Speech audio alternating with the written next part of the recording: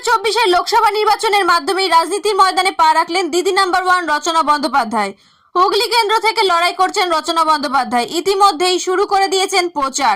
গত রবিবার 24শে মার্চ হুগলি জেলার সিঙ্গুরের বেগমপুর হাটতলার বসন্ত উৎসবে যান রচনা বন্দ্যোপাধ্যায়। আর এদিন সেখানেই প্রচারের ফাঁকে তিনি হুগলি জেলার দিদিদের উদ্দেশ্যে বলেন, আমি যদি এখান থেকে জিততে পারি তাহলে জি বাংলার কর্তৃপক্ষকে বলবো যাতে হুগলি জেলা দিদিদের আগে ডাকা হয়। আমি ওদের বলে দেব যে আমায় যদি দিদি নাম্বার 1 করে রাখতে চাও তাহলে হুগলি জেলার যে দিদিরা আমায় ভোট দিয়ে নির্বাচনে জয়ী করেছে তাদের আগে ডাকো, তারপর বাকি সবাই আসবে।